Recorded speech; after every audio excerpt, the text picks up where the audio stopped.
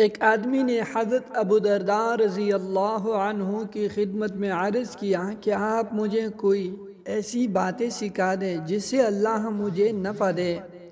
فرمایا ایک نہیں، دو، تین، چار بلکہ 5 باتیں سکھانے کو تیار ہو جن پر عمل کرنے والے کو اللہ بلند درجے عطا فرمائیں گے۔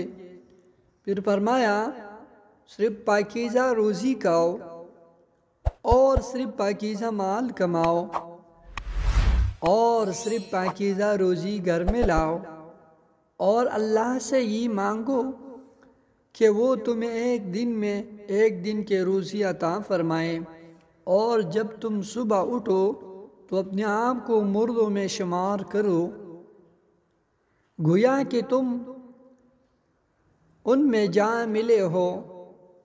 اپنی ابرو اللہ کی خاطر قربان کر دو، لہذا جو تمہیں برا بھلا کہے یا گالی دے یا تم سے لڑے، تم اسے اللہ کے لیے چھوڑ دو، اور جب تم سے کوئی برا کام ہو جائے تو فوراً اللہ سے استغفار کرو، اس میں تمہاری بھلائی ہے۔